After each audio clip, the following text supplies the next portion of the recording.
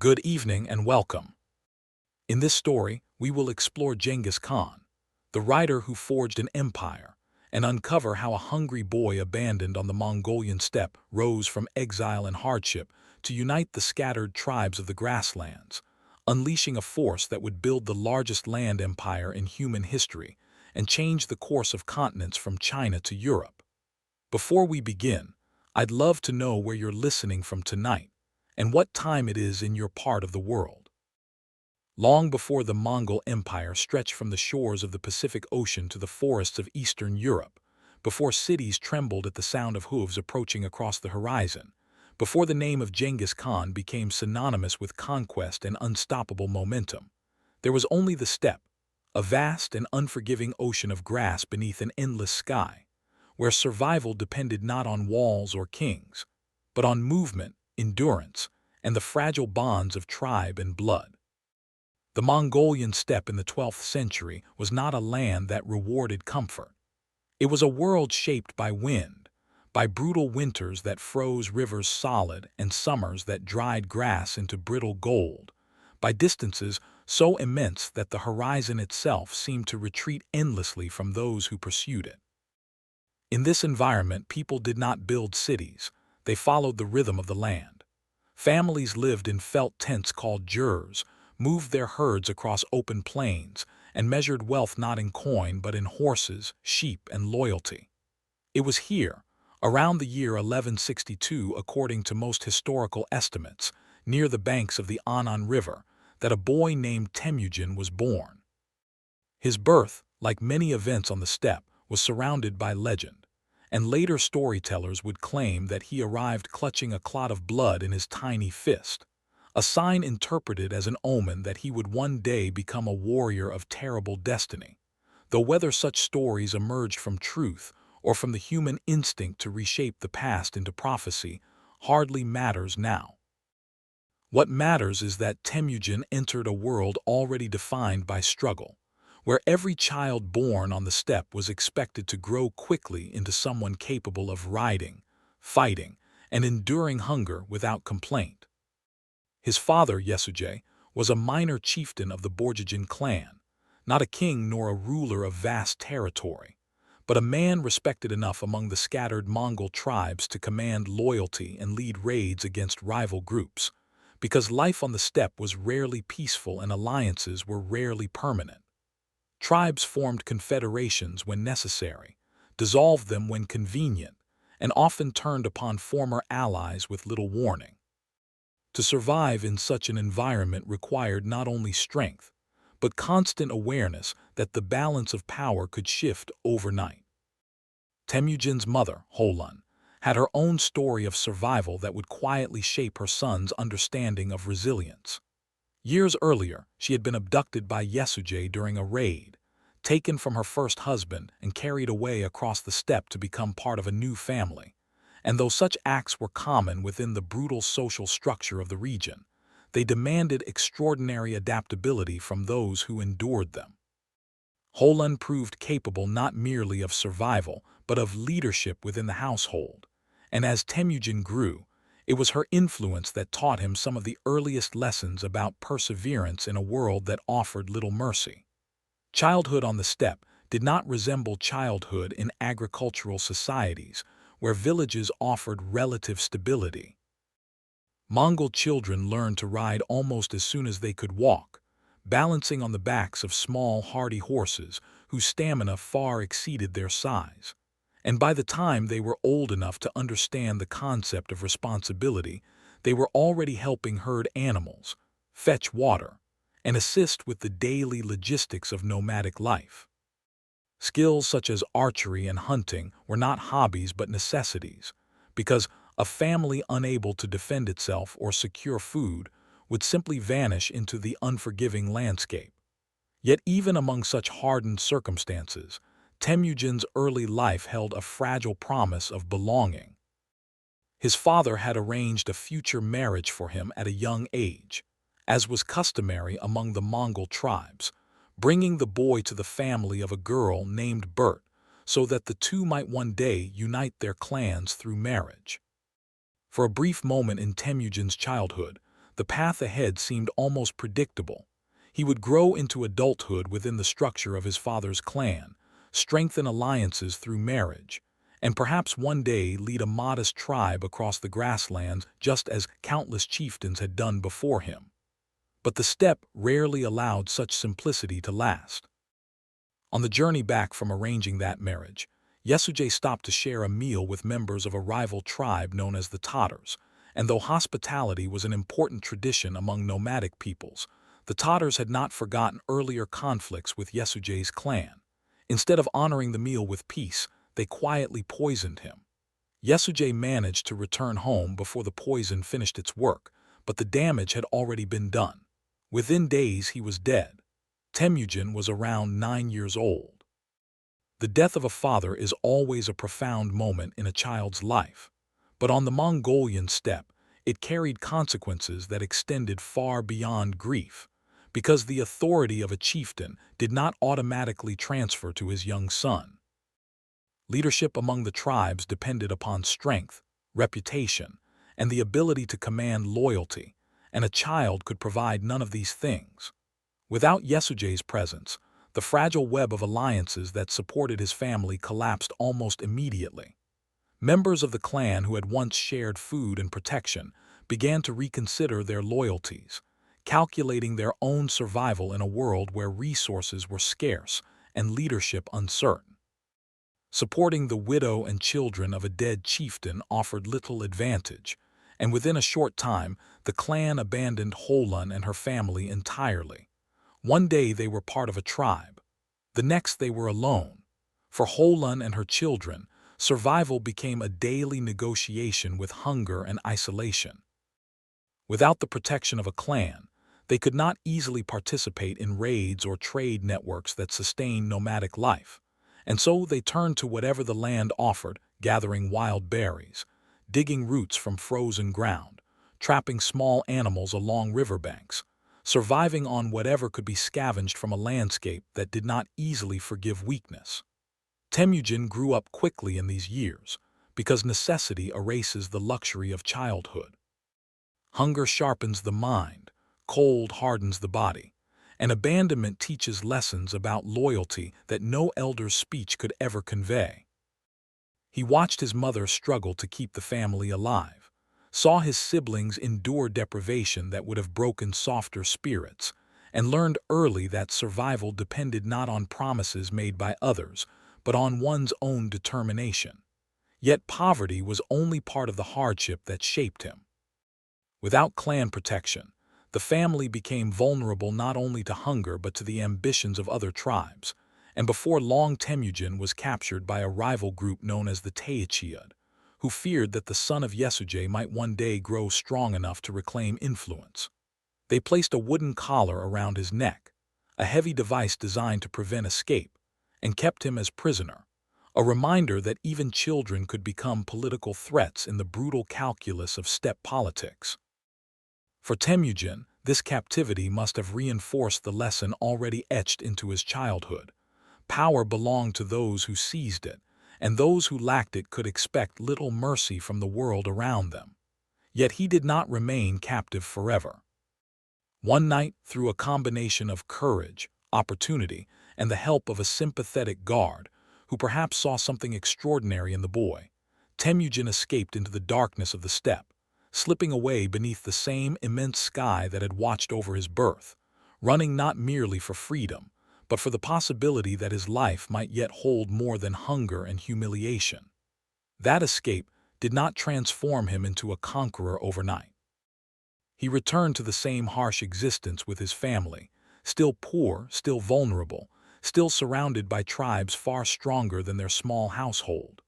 But something within him had begun to change, because survival against such odds builds a particular kind of mind, one that observes carefully, remembers betrayal, and understands that alliances, once broken, must eventually be replaced by something stronger. In the years ahead, Temujin would begin gathering followers, forging friendships, and slowly rebuilding the power that had been stripped from his family. Yet the lessons of his early life would never disappear. Hunger would remind him that weakness invites abandonment. Captivity would remind him that enemies show no restraint when they believe you powerless. And the endless sky above the Mongolian steppe would remind him that there were no natural borders limiting how far a determined man might ride. The boy born beside the Anan River had begun his life with nothing but blood in his fist and wind across the grasslands. But the steppe had already started shaping him into something far more dangerous than any rival tribe could imagine. If the first years of Temujin's life were shaped by the endless horizon of the steppe and the quiet resilience of his mother's household, the event that truly fractured his childhood, the moment that split his life into a before and an after, came with the slow and painful death of his father. Because on the Mongolian steppe, the loss of a chieftain did not simply remove a parent from a child's life. It erased the structure that protected an entire family from the ruthless calculations of tribal politics. Yesuje had been a man of modest power, not one of the great Khans whose names echoed across the plains, but strong enough to command loyalty among a small group of followers, and bold enough to raid neighboring tribes when opportunity presented itself. And in the delicate ecosystem of the steppe, that level of influence meant the difference between security and vulnerability. As long as he lived, his family possessed protection through reputation alone, because other clans understood that harming his household could ignite retaliation. But reputations die with the men who carry them. The journey that would end Yesuje's life began with what seemed like a moment of promise for young Temujin. According to Mongol custom, marriages were often arranged when children were still very young, not out of romance but out of strategy, because alliances between families and clans strengthened survival in a landscape where isolation invited destruction.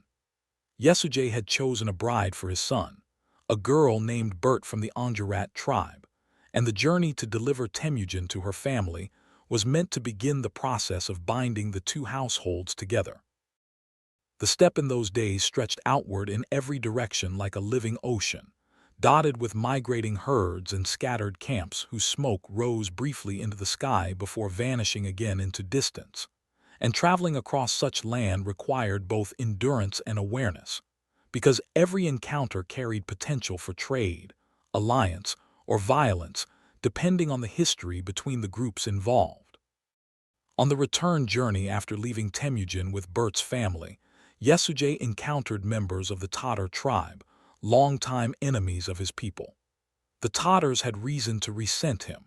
Years earlier he had abducted Holan from one of their allies, and in the steppe's long memory such acts rarely faded. Yet even enemies sometimes shared food, because hospitality among nomads served as fragile social glue, preventing endless cycles of revenge from consuming the entire region. Yesuje accepted their invitation to eat. It was a fatal mistake. The Tatars, recognizing him, poisoned his drink. At first the poison did not appear to take immediate effect, and Yesuje managed to continue his journey home, but as the hours passed his strength began to fail, his body succumbing gradually to whatever substance had been slipped into his cup. By the time he reached his camp the damage was irreversible. Within days he was dead. Temujin was summoned back from Bert's camp when news arrived, but the return journey was no longer one of childhood curiosity or hopeful alliance. It was the journey of a boy returning to a world that had just collapsed. In societies built upon written law and stable inheritance, the death of a leader often triggers formal processes of succession, yet among the Mongol tribes leadership depended upon the consent of followers, and followers remained loyal only as long as a leader could protect and reward them. A 9-year-old boy could do neither. The clan gathered briefly after Yesuje's death, but their loyalty evaporated with astonishing speed. The men who had ridden beside Temujin's father now weighed their options with brutal practicality. Remaining with the widow and children of a dead chieftain offered no clear advantage. The family had few resources, little immediate protection, and no adult warrior capable of commanding respect. And so, one by one, they left.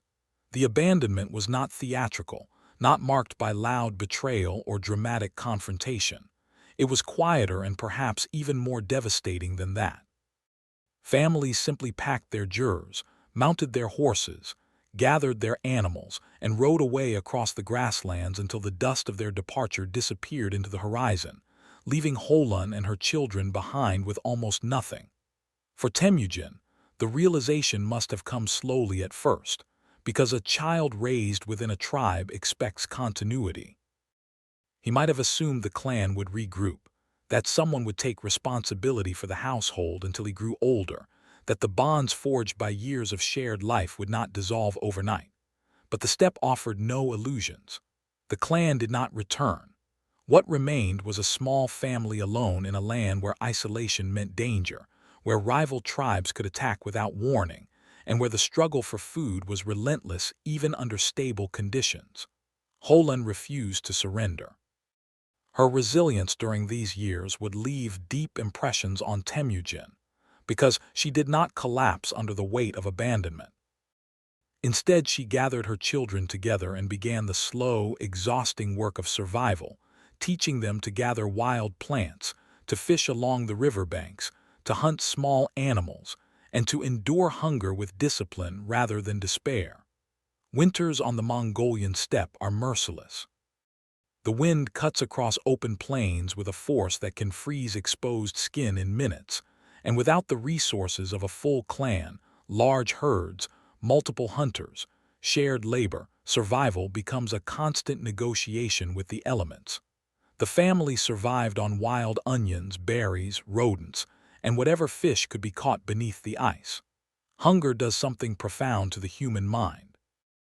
It strips away abstraction and reduces existence to its most basic calculation, where the next meal will come from, how long the body can endure the cold, whether strength will hold long enough to see another sunrise.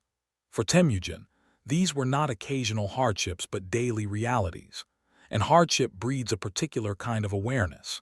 He began to observe the world not as child protected by tribe but as individual forced to analyze danger constantly. He learned which hills provided better shelter from wind, which riverbanks yielded more fish, which animal tracks meant opportunity rather than threat. The steppe became both teacher and adversary, shaping his instincts in ways that would later define his leadership. Yet survival within the family itself was not without tension. Scarcity intensifies conflict even among relatives, and one of the most dramatic moments of Temujin's early life occurred when he killed his older half-brother Bektar during an argument over food and authority within the household. The act was shocking, even within the harsh norms of steppe life, yet it revealed something essential about Temujin's character at an early age. He refused to accept subordinate status when survival was at stake. After Bektar's death, Holun did not praise the act. Instead, she scolded Temujin fiercely, reminding him that the family could not afford to turn against itself when the outside world already threatened them constantly. The lesson was severe but necessary. Unity within the group must outweigh individual ambition, or the entire structure collapses. In later years, Temujin would carry this lesson into his political philosophy, emphasizing loyalty within the ranks of those who followed him and punishing betrayal with ruthless consistency. But those years of hunger and abandonment were not yet finished teaching him. As the family struggled to rebuild some semblance of stability, rival clans continued to watch them carefully, and eventually members of the Teachiad tribe, distant relatives who viewed Temujin as potential rival, captured him, placing him in a heavy wooden collar designed to humiliate and immobilize prisoners. It was a grim reminder that even children could become threats within the brutal arithmetic of steppe politics. Yet once again, the story did not end with captivity. One night under the cover of darkness, and with help from a sympathetic member of the tribe, Temujin escaped, fleeing across the steppe with the collar still around his neck until he could break free from it beside a riverbank. The boy who returned to his family that night was not the same child who had left Bert's camp years earlier. He had seen betrayal, hunger, death, and imprisonment. And each of those experiences was shaping the mind of the man who would one day unite the tribes of the Mongolian steppe. For now, however, Temujin was still just a boy beneath the vast blue sky, standing beside his mother and siblings in a world that had already taught him its most important lesson. No one was coming to save them. If the death of Temujin's father shattered the fragile structure that once protected his family, the years that followed were the crucible in which his character was forged. Because childhood on the Mongolian steppe without clan protection was not simply difficult. It was a constant negotiation with forces that could erase a family entirely. And the young boy who would one day be known as Genghis Khan spent those formative years learning lessons that no formal teacher could ever provide. The steppe itself was both beautiful and merciless. Endless fields of grass stretched beneath a sky so wide it seemed to swallow the earth, the horizon broken only by distant hills and wandering herds of animals that moved like shadows across the land. For those who possessed horses, weapons, and a tribe to ride beside them, the steppe offered freedom and opportunity. For those who had been abandoned, it offered only exposure. Temujin's family had been left with almost nothing. Without the support of their former clan, they no longer possessed large herds of animals, which meant that the rhythm of nomadic wealth, trading livestock, sharing hunting grounds, participating in tribal raids, had been severed completely. Instead, survival depended upon whatever the land could provide to those patient enough to search for it. Holun, Temujin's mother, became the anchor that held the family together during these years. Her strength was not the kind celebrated in songs or legends, yet it was perhaps the most important force shaping her children's survival. She refused to surrender to despair, and instead organized the household with relentless determination, sending the children to gather wild plants, teaching them how to trap fish in shallow streams, and reminding them constantly that survival required discipline. Temujin and his siblings learned to search riverbanks for edible roots, to recognize the small signs that indicated animals had passed through an area, to dig through frozen soil for whatever nourishment could be extracted from the earth. Their meals were often meager: wild onions, berries during the brief summers, small rodents, fish when they were lucky, but each meal represented victory against a landscape that offered little generosity. Hunger became a familiar companion, yet hunger also sharpened the mind. When survival depends on observation, a person begins to notice things others might ignore: the direction of the wind before a storm arrives, the subtle shift in grass where animals have grazed recently, the quiet movements of birds that often reveal the presence of water nearby. These details were not abstract knowledge for Temujin. They were the difference between eating and starving. Still, scarcity within the family created tension that could not always be contained. Temujin's older half-brother Bektar, who was technically the eldest male after their father's death, attempted to assert authority over the household, claiming the right to control certain resources and decisions. In a stable tribal structure, such hierarchy might have been accepted, but in the fragile environment of a struggling family, it quickly became a source of resentment. The conflict between the two brothers eventually reached a violent conclusion. One day, after a dispute over food and power within the household, Temujin and his full brother Kasar ambushed Bektar while he was alone and killed him with arrows. It was an act that shocked the family, even within the harsh realities of steppe life. Bektar was not an enemy from a rival tribe. He was their brother. When Holun discovered what had happened, her reaction was fierce and immediate. She did not celebrate the act as a victory for Temujin, nor did she treat it as an acceptable solution to internal conflict. Instead, she confronted her sons with anger and grief, reminding them that their survival depended on unity, that they could not afford to destroy one another when the outside world already threatened them constantly. Her words left a deep impression. Temujin had acted from instinct, from a refusal to submit to authority he believed unjust, but the consequences of that instinct forced him to confront an important reality. Power within a group could not be sustained through chaos. If people were to follow a leader, they had to believe that the group itself would survive under that leadership. In later years, when Temujin built his army and reorganized Mongol society, loyalty within the ranks became one of his most uncompromising principles, and betrayal was punished with ruthless severity. The roots of that philosophy can be traced back to moments like this one, when internal conflict nearly fractured a family already struggling to survive. Even after Bekter's death, however, the family's challenges did not diminish. Without clan protection, they remained vulnerable to outside forces, and among the tribes who watched them carefully were the Teyichiyad, distant relatives of Yesujay who feared that Temujin might eventually attempt to reclaim the authority once held by his father. Their fears were not entirely unreasonable. Though still young, Temujin had already begun to show signs of determination that set him apart from many children of the steppe. He was observant, stubborn, unwilling to accept humiliation quietly, and those qualities made him both impressive and dangerous in the eyes of rival clans.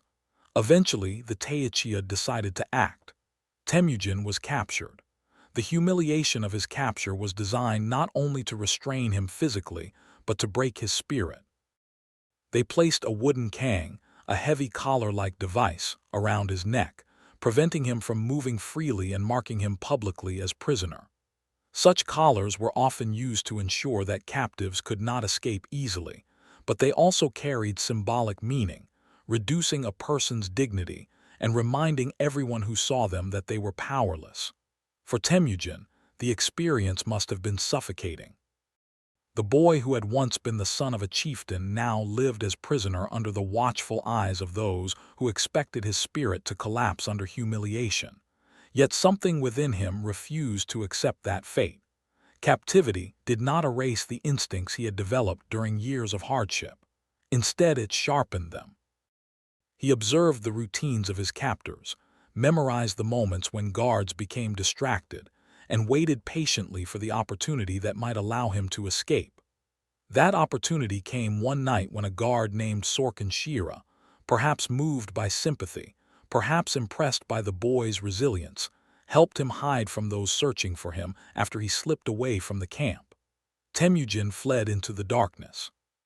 He ran across the open steppe with the heavy wooden collar still around his neck, stumbling through grass and mud, until he reached a river where he finally managed to remove the device and disappear into the landscape that had both tormented and trained him since childhood. When he returned to his family, he carried more than the story of his escape. He carried the certainty that survival depended not on the mercy of others, but on the ability to seize opportunity when it appeared. Those early years, the hunger, the exile, the killing of a brother, the humiliation of captivity might have broken another child entirely. Yet for Temujin they became lessons, harsh and unforgettable, shaping a mind that would later look upon the fractured tribes of the Mongolian steppe and imagine something no one else had ever achieved: unity.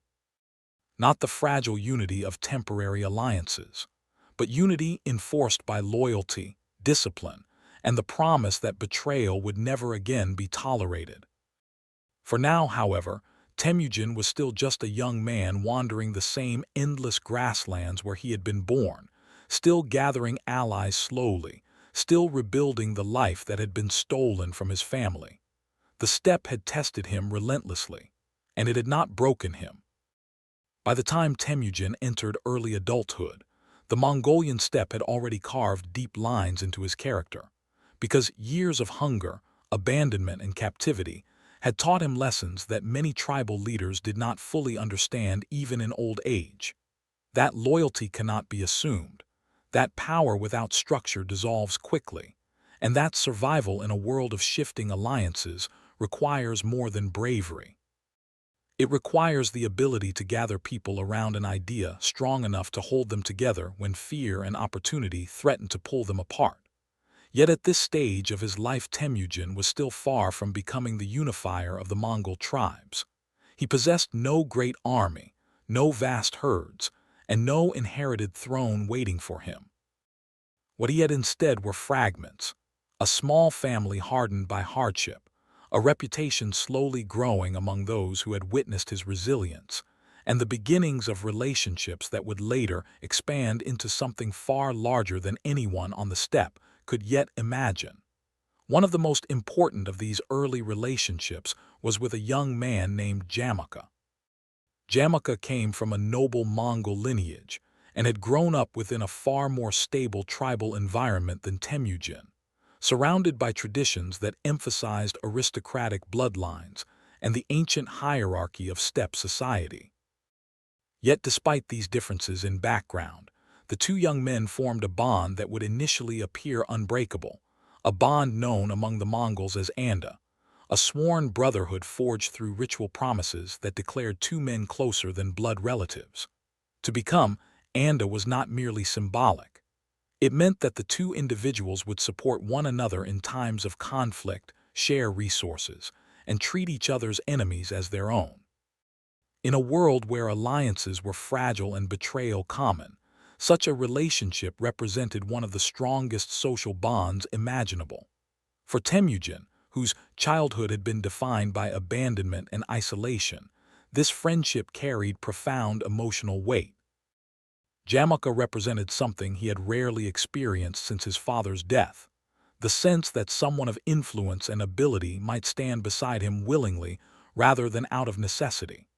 The two young men rode together across the steppe, shared food beside campfires, hunted animals across open plains, and spoke about the future in ways that reflected both ambition and curiosity.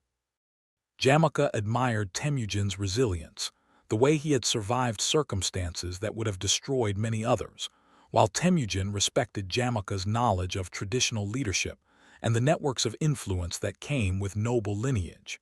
In many ways, they complemented one another. Jamaka represented the old Mongol aristocracy, a world where power flowed through inherited status and ancient customs.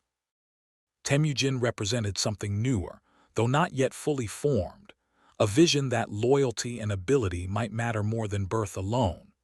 At the time, however, those differences remained mostly unspoken. Friendship often flourishes before ideology intervenes, and for a while the two men seemed destined to rise together within the turbulent landscape of the Mongolian tribes. During these years, Temujin also began rebuilding connections that had been interrupted during his childhood hardships, including the alliance with Bert, the girl to whom he had been promised years earlier before his father's death. Their marriage strengthened ties with the Anjurat tribe, providing Temujin with one of the first stable political relationships he had possessed since losing his clan. Bert would become far more than a symbolic wife within this alliance. She possessed intelligence, patience, and quiet strength that mirrored the resilience of Temujin's mother. And throughout his life, she would remain one of the most influential figures in his inner circle, offering counsel and stability even as his ambitions expanded far beyond the small tribal world in which they first built their household. For a brief period, it seemed as though Temujin's life might settle into something resembling balance. He had a family, a sworn brother in Jamaka, and the beginnings of alliances that could eventually allow him to rebuild the influence once held by his father. But the steppe rarely allowed stability to endure. Not long after Temujin and Bert established their marriage camp, disaster struck again. A rival tribe known as the Merkits, enemies connected to the earlier abduction of Temujin's mother, launched a raid against their camp and kidnapped Bert, carrying her away across the steppe in an act meant both as revenge and humiliation. For Temujin, the abduction of his wife reopened wounds that had shaped his childhood. Years earlier, his father had abducted Holan in a similar raid, and now the cycle of steppe violence had repeated itself, threatening to tear apart the fragile life Temujin had struggled to rebuild. Yet this time, he was no longer a powerless boy abandoned by his clan. This time he had allies. Temujin turned first to Jamaka, calling upon the bond of Anda that declared them brothers beyond blood. Jamaka agreed to help without hesitation, bringing warriors from his own following to join the rescue mission. Temujin also sought assistance from Togrul, a powerful leader of the Karait tribe who had once been an ally of Temujin's father. Togrul respected Yesujay's memory and recognized potential in the young man standing before him, and he too agreed to provide warriors for the campaign. The alliance that formed between these three leaders, Temujin, Jamaka, and Togrul, represented the first real military force Temujin had ever commanded. Together they tracked the Merkits across the vast grasslands, moving swiftly through the open terrain until they located the enemy camp. When the attack came, it was sudden and overwhelming, the Allied forces striking before the Merkits had time to organize a proper defense.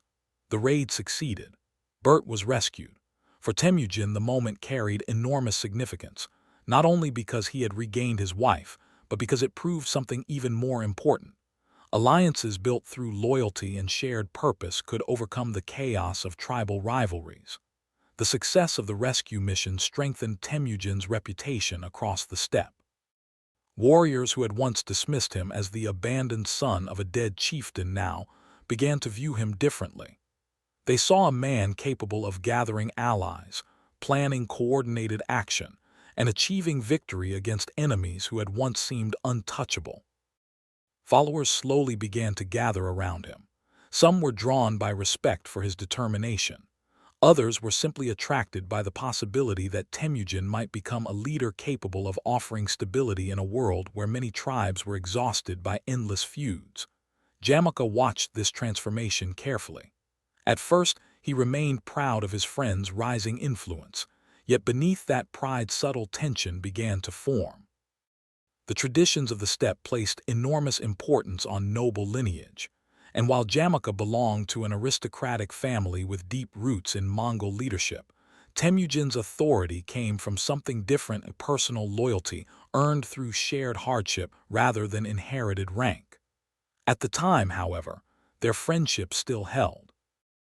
They rode together as allies, unaware that the very qualities that bound them together would one day drive them apart in one of the most dramatic rivalries the steppe had ever witnessed. For now, Temujin stood at the beginning of something extraordinary. He had survived childhood hunger. He had escaped captivity. He had rescued his wife through a daring alliance.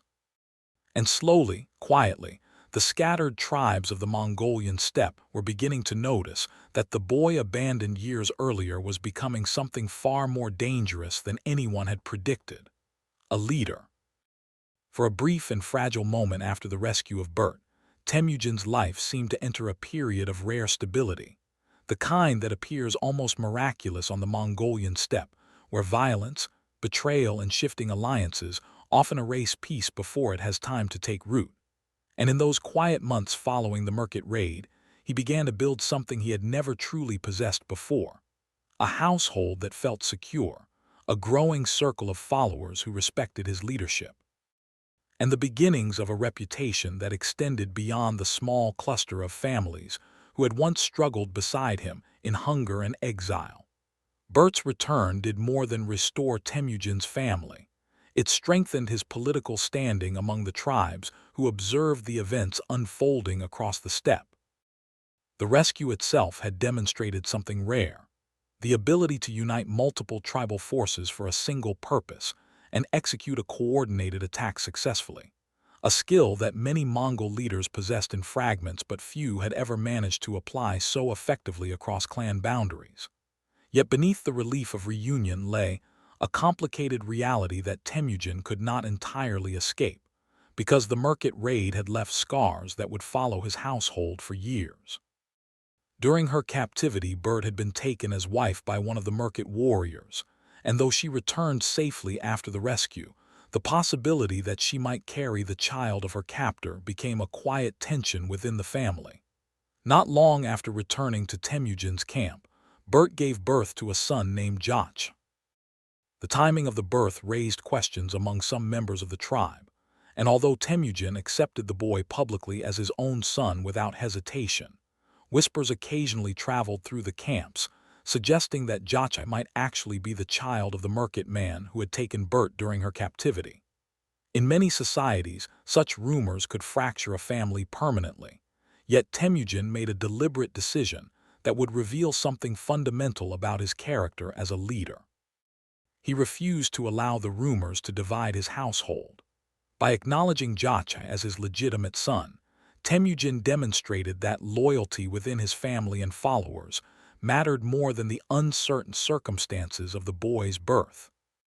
It was a small but powerful example of the leadership philosophy that would later shape the Mongol Empire itself, a willingness to value loyalty and unity above rigid adherence to tradition.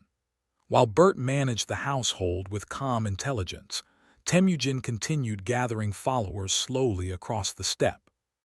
Many of the men who joined him were not noble warriors from powerful clans, but individuals who had experienced their own forms of hardship: hunters, herders, displaced families, and even former enemies who recognized that Temujin's leadership offered something different from the rigid hierarchy that dominated traditional Mongol society. The Mongol tribes had long been structured according to lineage and aristocratic status. Noble families controlled leadership positions, while lower-status individuals remained permanently confined to subordinate roles regardless of personal ability. Temujin had grown up outside that system after his family's abandonment, and as a result, he did not feel bound by its assumptions. Instead, he began rewarding loyalty and skill. A man who proved brave in battle or reliable in difficult circumstances might rise in Temujin's ranks regardless of whether his ancestors had been powerful chiefs or unknown herders. This approach quietly attracted individuals who had little opportunity within the older tribal structure, and as these men joined Temujin's following, they formed the foundation of a new kind of leadership network, one based not on inherited privilege but on demonstrated loyalty. At first, the changes seemed small. A skilled archer promoted to lead a small group of warriors, a former servant given responsibility for organizing supply animals, a trusted friend appointed to guard Temujin's household. Yet these decisions represented the beginning of a radical transformation in how power operated among the Mongol tribes. Jamaka watched these developments with increasing concern. Although he and Temujin remained sworn brothers, Jamaka belonged firmly to the aristocratic tradition of Mongol society. In his view, leadership flowed naturally through noble bloodlines that preserved the ancient order of the steppe. Temujin's willingness to elevate common men into positions of authority threatened that system in ways that Jamaka could not entirely accept. At first, the tension remained subtle. Jamaka continued supporting Temujin publicly, and their friendship remained intact. Yet beneath the surface, their visions for the future of the Mongol tribes were beginning to diverge in ways that would eventually prove impossible to reconcile. Meanwhile, Temujin's growing reputation continued attracting new followers. Some were drawn by admiration for his resilience, the story of the boy who had survived abandonment and captivity to rebuild his life through determination alone. Others simply recognized opportunity in aligning themselves with a leader whose influence seemed to expand steadily with each passing season. Among those who joined him were men who would later become legendary generals of the Mongol Empire, warriors such as Borchu and Gelmi, individuals whose loyalty to Temujin would remain unwavering even as the scale of their campaigns expanded across continents. These early relationships were not built through grand ceremonies or formal declarations. They began in quieter moments, shared hunts across the plains, nights spent discussing strategy beside campfires, mutual recognition that survival on the steppe often depended on the strength of bonds between individuals who trusted one another completely. Temujin valued such loyalty above all else. Perhaps because his childhood had been defined by abandonment, he understood the power of trust in ways many aristocratic leaders did not. A warrior who had proven faithful through hardship was far more valuable than one who possessed noble ancestry but uncertain allegiance. Slowly, the small camp surrounding Temujin began to resemble something more organized than a simple family group. Warriors trained together. Scouts began monitoring the movements of rival tribes. Messengers carried information between distant allies. The seeds of a disciplined military structure were beginning to appear, though at the time few observers could have predicted how dramatically this structure would reshape the world. Yet even as Temujin's influence expanded, the fragile balance between him and Jamaka continued to shift. Jamaka's followers increasingly viewed Temujin's rise with suspicion, interpreting his promotion of common warriors as an insult to traditional Mongol hierarchy.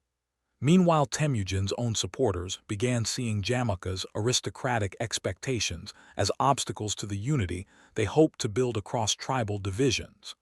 The friendship that had once seemed unbreakable now carried the quiet tension of competing visions. Neither man spoke openly about the conflict yet, but the steppe had begun moving them toward a confrontation that would determine the future of the Mongol tribes. For Temujin, the rescue of Bert had been more than a personal victory. It had been the first demonstration that alliances built through loyalty could reshape the chaotic politics of the steppe. And as he looked across the vast grasslands stretching beneath the endless blue sky, he began to imagine something no leader before him had truly achieved: a world where the scattered tribes of Mongolia might unite under a single command. It was a vision both ambitious and dangerous, because if such unity were ever achieved, it would not merely change the balance of power on the steppe. It would unleash a force the world had never seen. For a time, the alliance between Temujin and Jamaka continued to function outwardly as it always had, the two men still bound by the oath of Anda that declared them brothers beyond blood, still riding together across the open plains, still sharing the responsibilities of leadership among the growing groups of followers who gathered around them. Yet beneath that outward unity, something subtle had begun to shift, because the more Temujin's influence expanded, the more clearly the difference between their visions for the future of the Mongol tribes began to reveal itself. The steppe had always been governed by tradition, and those traditions were deeply rooted in the belief that noble lineage determined leadership. Powerful families claimed authority not because they were necessarily the strongest warriors or the most capable strategists, but because their ancestors had ruled before them. Within this structure, the social hierarchy of the tribes was rigid and familiar, a system that preserved stability even amid constant conflict. Jamaka believed firmly in that structure. He had grown up within the aristocratic culture of the Mongol elite, where lineage was considered sacred, and where leadership flowed naturally through bloodlines that connected the present generation to the great ancestors of the past. In Jamaka's view, Temujin was certainly a talented and admirable ally, but he was still the son of a minor chieftain whose family had once been abandoned by its own clan. Temujin saw the world differently. His childhood had unfolded outside the protection of noble privilege. He had watched the tribe abandon his mother and siblings when survival demanded ruthless calculation. He had survived hunger, captivity, and humiliation not because of his ancestry, but because of his determination. These experiences had quietly reshaped his understanding of leadership. To Temujin, loyalty mattered more than blood, ability mattered more than tradition, and men who proved themselves through courage and discipline deserved the chance to rise regardless of where they had been born. At first, this difference in philosophy remained manageable. Jamaka tolerated Temujin's unconventional promotions because their alliance continued benefiting both leaders. Together, they commanded a growing network of warriors whose combined strength gave them influence across multiple tribes. But as Temujin's following expanded, his new leadership model began to attract increasing numbers of men who felt marginalized within the traditional hierarchy of the steppe. Hunters without noble ancestry, warriors whose clans had been destroyed, younger sons who had little hope of inheriting status within aristocratic families. These men found something rare in Temujin's camp: opportunity. A warrior who proved himself in battle might rise to command others. A man who demonstrated loyalty during hardship might gain responsibility over important tasks within the growing organization surrounding Temujin. In a society where most individuals were trapped within rigid social ranks, this approach felt revolutionary. And revolutions rarely proceed quietly. As Temujin's followers increased, Jamaka began to sense that the foundation of traditional Mongol leadership was shifting beneath his feet.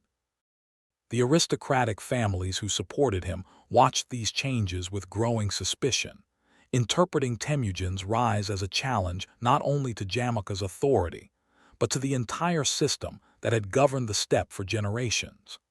The tension between the two leaders reached its breaking point during an event that might have seemed minor on the surface, but revealed how deeply their visions had diverged. One day, while traveling together with their followers, the combined camps of Temujin and Jamaka stopped beside a river to rest their horses and prepare for the night. As was customary, the groups arranged their tents according to status and lineage. The aristocratic warriors loyal to Jamaka expected the traditional hierarchy to guide the organization of the camp. But Temujin allowed several of his most trusted companions, men of humble origin who had proven themselves through loyalty and bravery, to position their tents alongside those of high-ranking nobles. For Jamaka's supporters, this was more than a small breach of etiquette. It was a direct challenge to the social order. The murmurs of discontent spread quickly through the camp. Warriors from noble clans whispered that Temujin was disrupting the ancient customs of the Mongols. They argued that allowing common men to stand beside aristocrats would weaken the very structure that held the tribes together. Jamaka listened carefully. He had once admired Temujin's resilience and unconventional thinking, but now he began to see those same qualities as dangerous. If Temujin's ideas continued spreading, the aristocratic families who had ruled the steppe for centuries might find their authority slipping away. Soon afterward, Jamaka made a decision that ended their friendship. Without dramatic confrontation or open declaration, he quietly separated his followers from Temujin's camp and rode away across the grasslands with those who supported the traditional order. The bond of Anda that had once united them was effectively broken. Temujin watched the departing riders disappear into the distance. He understood what had just happened. The steppe had divided. On one side stood Jamaka and the aristocratic clans who believed leadership must remain tied to noble bloodlines. On the other stood Temujin and the growing coalition of warriors who believed loyalty and ability should determine a man's place within the tribe. The rivalry that followed was not simply a personal conflict between two former friends. It represented a deeper struggle over the future of Mongol society itself. In the months that followed, both leaders began gathering allies aggressively. Jamaka's supporters included many of the traditional Mongol aristocrats who feared losing their inherited status. Temujin's followers came increasingly from those who had been excluded from that hierarchy, individuals eager to support a leader willing to judge them by their actions rather than their ancestry. Inevitably, the tension led to war. The first major confrontation between the two forces occurred near the region known as Dalan Baltshut. The battle itself was chaotic and brutal, with warriors charging across open plains beneath clouds of dust kicked up by hundreds of galloping horses. Jamaka emerged victorious. The defeat was a severe blow to Temujin's young coalition. Many of his followers were scattered, and his enemies believed that the challenge to aristocratic authority had been crushed before it could truly take root. Yet Jamaka's victory carried a darker consequence that would ultimately damage his reputation across the steppe. After the battle, he ordered a punishment intended to send a message to all who might challenge the traditional hierarchy. According to later chronicles, he had 70 young men from Temujin's forces boiled alive as a demonstration of what awaited those who defied noble authority. The brutality of the act shocked many observers. Violence was common on the steppe, but the scale and cruelty of the punishment disturbed even warriors accustomed to harsh realities. Instead of reinforcing Jamaka's legitimacy, the executions created unease among several tribes who began questioning whether such a leader truly represented the values of Mongol tradition. Temujin, though defeated, took a different approach. He retreated into the steppe with the followers who remained loyal to him and began rebuilding his forces patiently. Rather than punishing tribes that had abandoned him during the battle, he welcomed new supporters who arrived seeking opportunity within his growing movement. The contrast between the two leaders became increasingly clear. Jamaka ruled through inherited authority and fear of punishment. Temujin ruled through loyalty, earned in hardship. The steppe was watching both men carefully, because sooner or later the tribes would have to choose which vision of leadership would shape their future. And when that moment came, the consequences would stretch far beyond the endless grasslands where the rivalry had begun. Defeat on the steppe did not always mean destruction, but it always meant transformation, because when Temujin retreated after the battle against Jamaka, he understood that survival alone would not be enough if he hoped to challenge the aristocratic order that still dominated the Mongol tribes. The old system had defeated him once, and if he continued fighting according to its rules, it would likely defeat him again. What Temujin began building in the years that followed was therefore not simply a new army, but a new idea of leadership itself, one that would quietly dismantle centuries of tradition and replace it with something far more powerful. The Mongolian steppe had always been a place of warriors, yet those warriors were divided among countless clans and lineages that often spent as much time fighting one another as they did confronting outside enemies. Loyalty within these clans flowed upward through family structures, meaning that even the most talented fighter rarely rose beyond the position allowed by his birth. A man born into a low-ranking family could fight bravely in battle for years and still remain subordinate to a less capable noble, simply because tradition demanded it. Temujin had seen how fragile that system could be. His father had belonged to the noble class, yet the moment he died the clan abandoned his family without hesitation. Lineage had not saved them from starvation. Tradition had not protected them from humiliation. These experiences shaped the philosophy that now guided Temujin's leadership, because he had come to believe that loyalty forged through shared hardship was far stronger than loyalty demanded by inherited privilege. So when warriors began gathering around him again after the defeat by Jamaka, Temujin made a decision that would gradually reshape Mongol society. He began promoting men based on loyalty and ability. At first the changes seemed subtle. A skilled archer who had demonstrated courage in battle might be placed in charge of a small unit of riders. A scout known for reliability might receive responsibility for organizing patrols along the tribe's migration routes. These decisions rewarded competence rather than bloodline, and though such promotions angered the aristocratic clans who considered leadership their birthright, they also attracted men who had never before been offered such opportunities. Temujin's camp began filling with individuals from diverse backgrounds: hunters, blacksmiths, herders, displaced warriors whose clans had been destroyed by years of tribal warfare. What they shared was not ancestry but ambition. Under Temujin they could rise through merit, and that possibility created a level of loyalty rarely seen on the steppe. Among the earliest of these loyal followers were two men whose names would become legendary in Mongol history: Borchu and Gelmi. Borchu had first encountered Temujin years earlier, when he helped the young leader recover stolen horses during a time when Temujin possessed almost nothing. Instead of accepting payment and leaving, Borchu chose to remain with him, impressed by the determination he saw in the young warrior.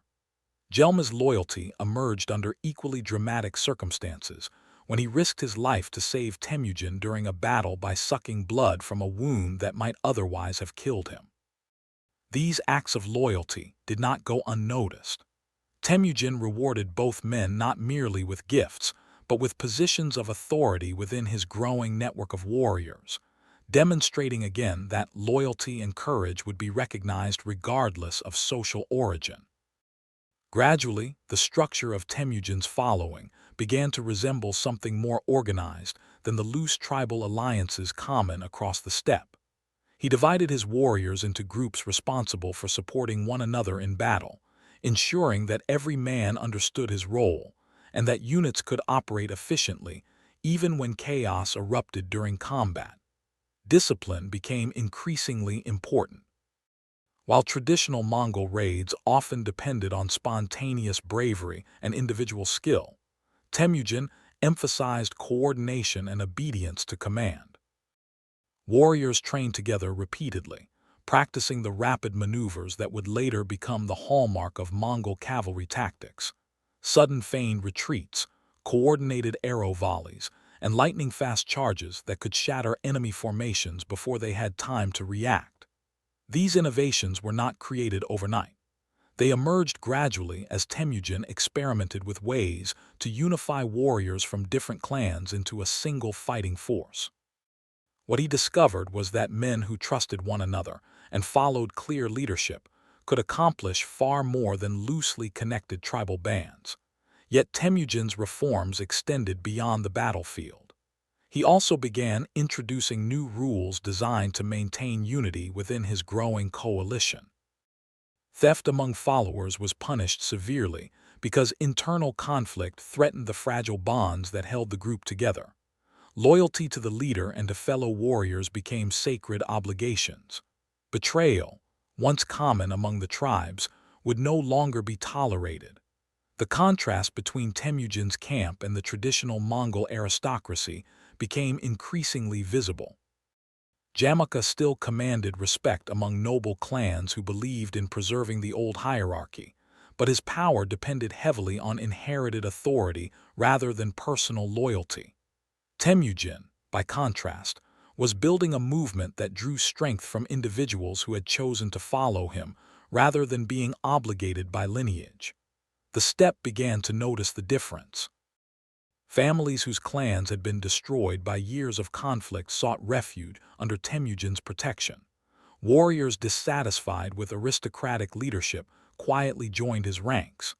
Even some minor chiefs began aligning themselves with his coalition, recognizing that his approach offered stability in a landscape long defined by endless feuds. Temujin did not yet control all the Mongol tribes.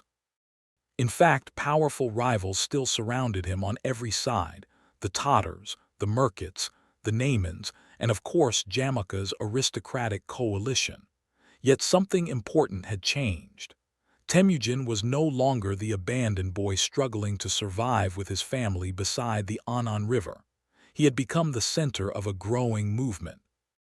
And the structure he was building carried within it the seeds of something far greater than any tribe had ever achieved: a unified Mongol nation. The idea itself seemed almost impossible. For generations, the tribes had remained divided by blood feuds and rivalries that stretched back centuries. Leaders rose and fell constantly, alliances forming and collapsing as quickly as storms moving across the grasslands. Yet Temujin believed unity was possible. He believed that if loyalty replaced lineage as the foundation of leadership, the scattered tribes might one day ride together rather than against one another. Such unity would create a force unlike anything the steppe had ever seen: a disciplined cavalry capable of moving across vast distances with speed and coordination unmatched by the armies of settled civilizations. For now, this vision existed only in fragments. Temujin still faced powerful enemies, and the steppe remained a dangerous place where even the most promising leaders could disappear suddenly beneath the shifting tides of tribal politics. But the foundations had been laid. A new kind of leader was rising among the Mongols, one who valued loyalty over blood, discipline over tradition, unity over rivalry. And if that vision succeeded, the endless grasslands beneath the eternal blue sky would soon give birth to an empire the world had never imagined. By the early years of the 13th century, the balance of power across the Mongolian steppe had begun shifting in ways that few tribal leaders had anticipated. Because Temujin's slow and deliberate campaign to unite the scattered clans was no longer merely an experiment in leadership, but an unstoppable movement gathering momentum with each passing season. Tribes that had once dismissed him as the abandoned son of a minor chieftain were now forced to confront a new reality. The coalition forming around him was stronger, more disciplined, and far more unified than any alliance the steppe had seen before. The Mongolian steppe had always been a land of temporary confederations. Leaders gathered followers for raids or short campaigns, only to see those alliances dissolve as soon as the immediate objective had been achieved. Loyalty rarely lasted beyond the next opportunity for advantage. Yet Temujin's coalition behaved differently. Warriors did not disperse after victories. They remained organized under his command, bound together by the system of merit-based leadership and strict discipline that he had spent years constructing. This stability gave Temujin an advantage that his rivals had difficulty understanding. While traditional tribal leaders depended on the fluctuating loyalty of aristocratic families, Temujin's authority rested on personal allegiance from warriors who believed their future was tied to his success. Many of them had risen from humble origins within his ranks, and they understood that if Temujin lost power, they might lose the positions and opportunities they had gained. Their loyalty was therefore not merely symbolic, it was deeply practical. One by one, the rival tribes began to fall. The Tatars, longtime enemies of Temujin's family and the tribe responsible for poisoning his father years earlier, were among the first major opponents he confronted. The campaign against them carried deep personal meaning. Temujin had never forgotten the moment his childhood collapsed with Yesugei's death, and now he possessed the strength to avenge that loss. The Mongol forces attacked with coordinated speed rarely seen among steppe warriors. Scouts identified Tatar camps long before the main army approached, allowing Temujin's cavalry to surround their enemies before they could escape across the open plains. The battle itself was swift and decisive. The Tatars were crushed. Temujin ordered harsh punishments against the tribe's leadership, ensuring that the enemy responsible for his father's death would never again threaten his people. Yet even in victory, he demonstrated the political instincts that had become central to his rise. Rather than annihilating every member of the defeated tribe, he incorporated many of their surviving warriors and families into his growing coalition. Those who accepted his authority were allowed to live. Those who resisted were eliminated. This pattern would repeat itself many times in the years ahead. As the Tatars disappeared as an independent power, other tribes began reassessing their own positions. Some attempted to resist Temujin's expansion, while others chose a different path and offered their allegiance voluntarily, recognizing that joining his movement early might grant them favorable positions within the new order emerging across the steppe. The Merkits, who had once kidnapped Bert, soon faced the same fate as the Tatars. Their scattered clans attempted to flee deeper into the steppe when Temujin's army advanced, but Mongol cavalry excelled at pursuit across open terrain. One by one, their camps were located and destroyed, and the tribe that had once humiliated Temujin during his youth was effectively erased as a political force. Meanwhile, the rivalry with Jamaka reached its final stage. Years earlier, the two men had sworn brotherhood beside the rivers of the steppe, believing their alliance might shape the future of the Mongol tribes. Now they stood on opposite sides of a conflict that would determine whether the old aristocratic system or Temujin's new merit-based leadership would dominate the region. Jamaka still commanded support from several noble clans who refused to accept Temujin's rising influence. They gathered their warriors for what they hoped would be a decisive confrontation that would restore the traditional hierarchy of the steppe. But the world had already changed. Temujin's army was no longer a loose coalition of followers. It had become an organized force capable of coordinated movement across enormous distances. Units communicated through signals and messengers. Scouts monitored enemy movements constantly. Discipline allowed Mongol cavalry to execute complex maneuvers that confused and overwhelmed less organized opponents. When the final confrontation came, Jamaka's forces could not match that level of coordination. The battle ended in decisive defeat for the aristocratic coalition. Jamaka fled, abandoning the remnants of his army as Temujin's influence spread rapidly across the steppe. For several years, he remained a fugitive leader, moving between tribes that still resisted Temujin's authority, but the outcome of the struggle had already become clear. Eventually, Jamaka's own followers betrayed him. They delivered him to Temujin, hoping to earn favor with the man who now dominated the Mongol tribes. When Jamaka was brought before his former friend, the moment carried deep emotional weight. The two men had once shared dreams of leadership beneath the same sky. Now one stood victorious, the other stood defeated. According to later Mongol chronicles, Temujin offered Jamaka the chance to rejoin him, recognizing the abilities of the man who had once been his closest ally. Jamaka refused. He understood that the old world had ended. Rather than living as subordinate within Temujin's new order, he requested a noble death. Temujin granted that request, ordering that Jamaka be executed without bloodshed, an honor reserved for aristocratic warriors. With Jamaka's death, the final major obstacle to Temujin's dominance over the Mongol tribes disappeared. In the year 1206, the leaders of the united Mongol clans gathered for a great assembly known as a Kurultai. Such gatherings had long been used by steppe tribes to choose leaders or coordinate large-scale decisions, but this one carried unprecedented significance. For the first time in history, the tribes of Mongolia stood united. During the ceremony, the assembled chiefs proclaimed Temujin as their supreme ruler and granted him a new title, Genghis Khan.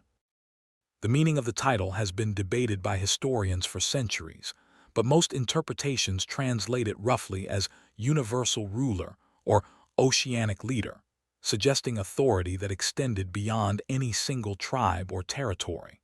It was a remarkable transformation.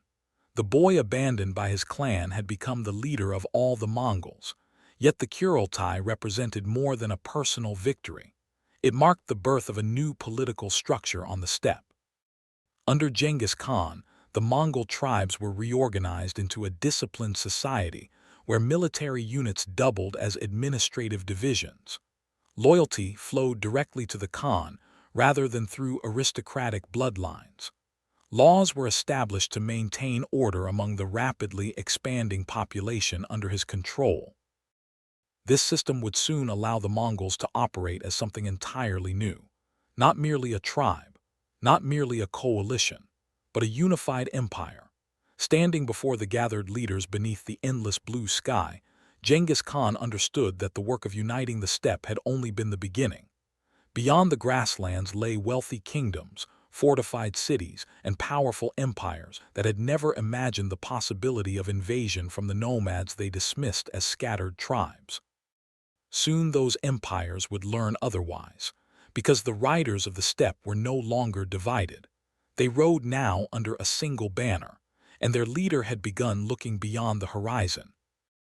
When Temujin was proclaimed Genghis Khan in 1206, the transformation of the Mongolian steppe was already one of the most remarkable political events in the history of Central Asia.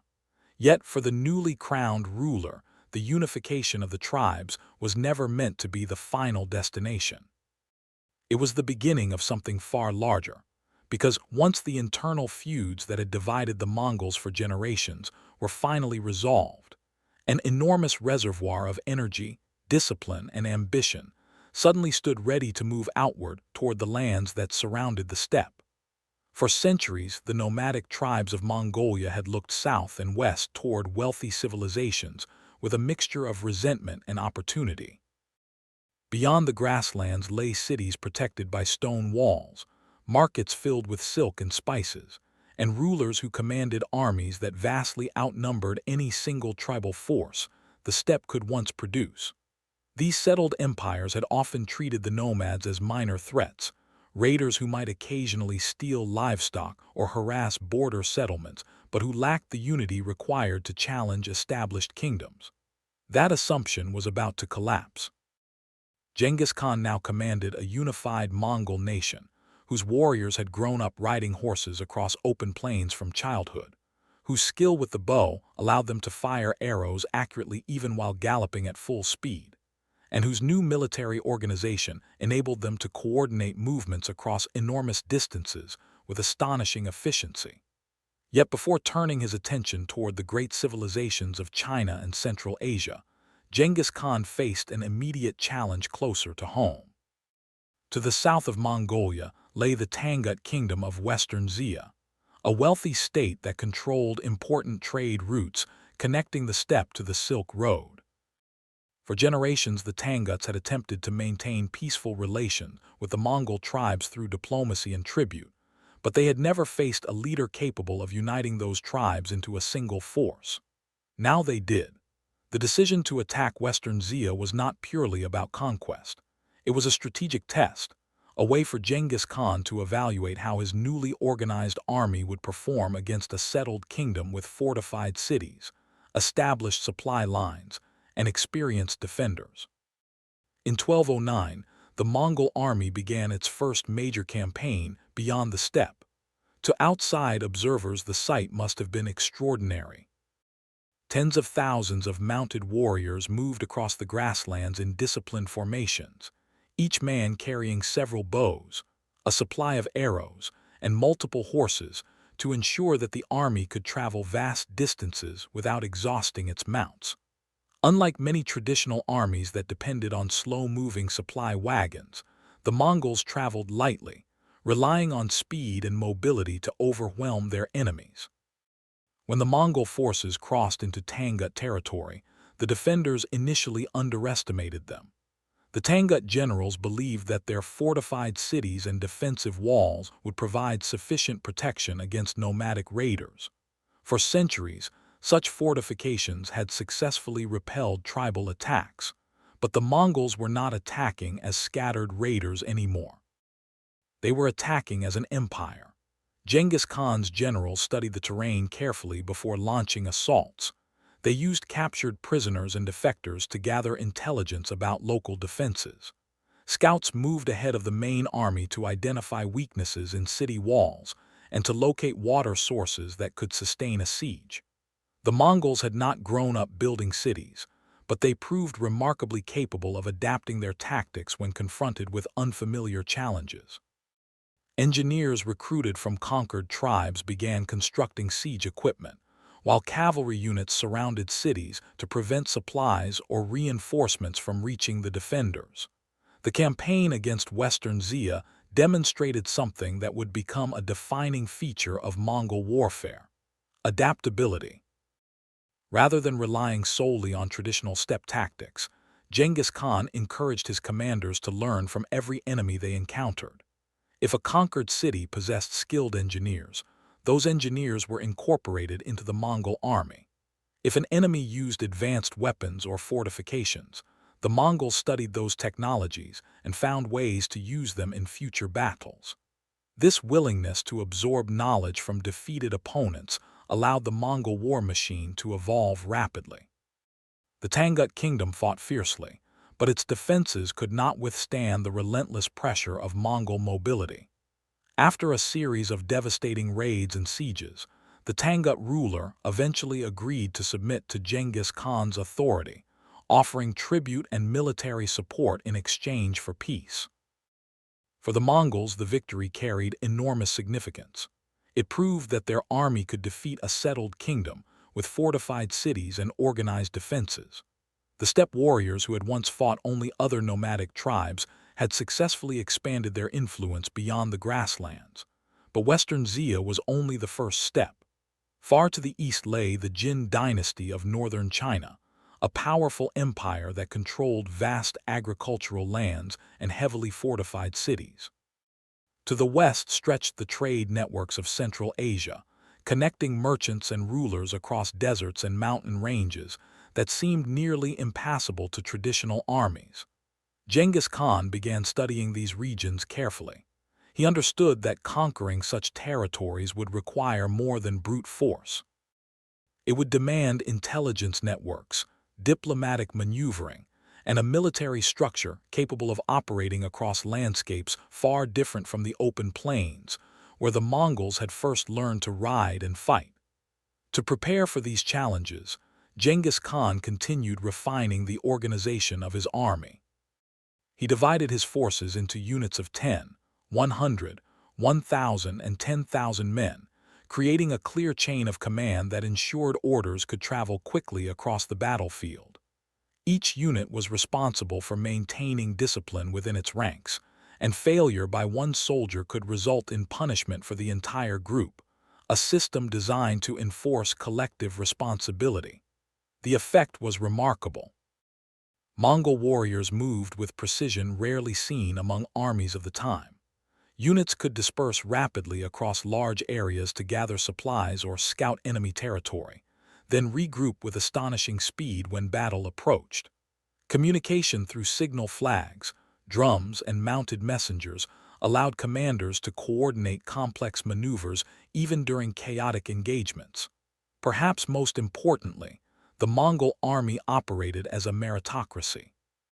Commanders were chosen for ability rather than noble birth, a continuation of the philosophy that had allowed Temujin to rise from obscurity decades earlier. This meant that talented leaders could emerge from any background, bringing fresh ideas and strategies that strengthened the entire military structure. As news of Mongol victories spread across Asia, neighboring kingdoms began hearing unsettling rumors. Cities that resisted the Mongols sometimes disappeared entirely. Armies sent to stop them often collapsed under waves of fast-moving cavalry. Trade caravans carried stories of a new ruler whose warriors could travel astonishing distances, and whose generals seemed to appear unexpectedly in regions thought far beyond the reach of steppe armies. For now many distant rulers dismissed these reports as exaggerations. The Mongols, after all, were still viewed as nomads from the far northern grasslands. Surely they could not threaten the great empires that dominated Asia. But Genghis Khan had already begun looking beyond the Tangut kingdom. His eyes were turning westward now, toward a wealthy empire whose ruler would soon make a decision that unleashed one of the most devastating campaigns the world had ever witnessed. By the time the Mongols had subdued the Tangut kingdom of western Xia and begun testing the strength of northern China's Jin dynasty, the reputation of Genghis Khan had already begun spreading across the trade routes of Central Asia like a distant storm, whose thunder could be heard long before the clouds appeared on the horizon. Merchants traveling along the Silk Road carried stories of a new power rising from the Mongolian steppe, a ruler whose cavalry could travel farther and faster than any army before them, whose generals adapted their tactics with startling flexibility, and whose victories were reshaping the political landscape of Asia in ways few observers fully understood. Yet beyond the deserts and mountains west of Mongolia lay a kingdom that seemed far too vast and wealthy to fear such rumors. This was the Khwarezmian Empire, stretching across much of modern-day Iran, Uzbekistan, Turkmenistan, and parts of Afghanistan. The Khwarezmian state controlled some of the most prosperous cities of the medieval world. Its territory included ancient centers of trade such as Bukhara and Samarkand, cities whose markets overflowed with silk, spices, precious metals, and goods carried across continents by merchants from China, India, and the Middle East. At its head ruled Shah Muhammad II of Khwarezm, a monarch whose empire possessed enormous armies, fortified cities, and the economic resources of the Silk Road itself. From his perspective, the distant Mongols appeared to be little more than a growing tribal confederation on the far eastern edge of the world, impressive perhaps, but hardly a threat to the established powers of Central Asia. Genghis Khan initially had no intention of launching a war against Khwarezm. In fact, his first contact with the empire was diplomatic. By this point, the Mongol leader understood that controlling trade routes could bring immense wealth to his growing empire.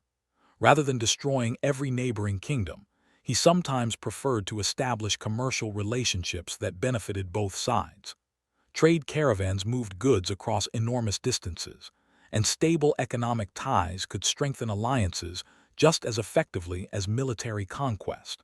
So Genghis Khan sent a caravan of merchants westward into Khwarezmian territory. The group consisted of hundreds of traders and camels loaded with valuable goods, silk, furs, and other commodities prized along the Silk Road. Alongside them traveled Mongol envoys whose purpose was to establish formal trade relations with the Khwarezmian authorities. When the caravan reached the city of Otrar, however, events took a disastrous turn. The governor of Otrar, a man named Inalchuk, became suspicious of the caravan's intentions. Some accounts suggest he believed the merchants might actually be spies gathering information about the region's defenses. Others claim that greed simply overwhelmed caution when he realized the immense value of the goods they carried. Whatever his motives, the governor ordered the caravan arrested. The merchants were accused of espionage. Their goods were confiscated, and in a shocking escalation that would soon alter the course of history, the entire group was executed. When news of the massacre reached Genghis Khan, his reaction was not immediate rage but controlled calculation. He understood that the governor of Otrar might have acted independently, and so he sent a second delegation to the Khwarezmian court demanding justice. The envoys carried a clear message for Shah Muhammad: punish the governor responsible for the killings, compensate the Mongol merchants, and peaceful trade between their empires could still continue. The request was reasonable by the diplomatic standards of the time, but Shah Muhammad made a decision that sealed the fate of his empire. Instead of acknowledging the wrongdoing, he chose to insult the Mongol leader. The Shah had the envoys humiliated. According to several historical accounts, one of the Mongol ambassadors was executed while the others had their beards shaved, an act considered a profound insult among steppe cultures where facial hair symbolized honor and status. The surviving envoys were then sent back to Mongolia bearing the message. It was one of the most catastrophic diplomatic miscalculations in history. When the envoys returned and delivered the news, Genghis Khan reportedly climbed a nearby mountain and spent 3 days in silence beneath the eternal blue sky, seeking guidance from the spiritual traditions of the steppe. Whether this story is literal or symbolic, it reflects the gravity of the decision he now faced. The murder of merchants was a crime. The humiliation of envoys was an insult. Together they demanded a response. When Genghis Khan finally descended from the mountain, the decision had been made. The Khwarezmian Empire would be destroyed. In 1219, one of the largest military campaigns in medieval history began. The Mongol army gathered on the eastern frontier of the Khwarezmian Empire, an immense force of disciplined cavalry divided into multiple armies that would move simultaneously across thousands of miles of territory. Genghis Khan understood that defeating such a powerful empire required more than a single frontal assault. Instead, he designed a strategy that relied on speed, surprise, and coordinated attacks from multiple directions. While one Mongol army advanced directly toward the frontier cities, others rode through mountain passes and desert routes that the Khwarezmian generals believed impassable for large forces. These unexpected movements allowed Mongol units to appear suddenly behind enemy lines, cutting off communication and isolating cities from one another. The Khwarezmian Empire, despite its enormous size, struggled to respond effectively. Shah Muhammad commanded a massive army, but it was scattered across numerous cities and provinces. Instead of concentrating his forces for a decisive battle, he chose to defend each city individually, believing their fortified walls would hold long enough for reinforcements to arrive. The Mongols exploited this strategy mercilessly. Cities that surrendered quickly were sometimes spared from destruction, their inhabitants absorbed into the Mongol Empire as craftsmen, engineers, or merchants who could contribute to future campaigns. But cities that resisted were subjected to devastating sieges designed not only to defeat the defenders, but to send a terrifying message to all who heard the news. Otrar, the city where the massacre of the Mongol caravan had occurred, was among the first targets. After months of siege, the city finally fell. The governor responsible for the original killings was captured. His punishment was legendary. According to historical accounts, molten silver was poured into his eyes and ears, a grim symbolic response to the greed that had triggered the war. But Otrar was only the beginning. Samarkand fell soon afterward, followed by Bukhara, one of the most magnificent cities of the Islamic world. When Genghis Khan entered Bukhara's great mosque, he reportedly addressed the surviving inhabitants with words that would echo through history. "I am the punishment of God," he is said to have declared. "If you had not committed great sins, God would not have sent a punishment like me upon you." Whether the speech occurred exactly as recorded or was embellished by later chroniclers, it captured the terrifying momentum of the Mongol campaign. City after city collapsed beneath the relentless advance of Mongol cavalry. The Khwarezmian Empire, once one of the most powerful states in Central Asia, disintegrated within a few years. Shah Muhammad fled westward across his crumbling territories, pursued by Mongol generals who chased him across deserts and mountains, until he eventually died in exile on an island in the Caspian Sea. The empire that had once dismissed the Mongols as distant nomads no longer existed, and the riders of the steppe now controlled a vast region stretching from Mongolia to the edges of the Middle East. What had begun as a diplomatic dispute over murdered merchants had become one of the most devastating military campaigns the world had ever witnessed. And for Genghis Khan, it was only the beginning of an empire that would soon expand even farther across the continents. By the early 1220s, the Mongol Empire had expanded across a vast region that few people in the world had ever imagined could be conquered by a nomadic army from the steppe. Because what began as the unification of scattered Mongol tribes had evolved into a military machine capable of dismantling entire civilizations with terrifying efficiency. Cities that had stood for centuries were now falling in rapid succession. Trade routes once controlled by powerful empires were being absorbed into a new network under Mongol authority.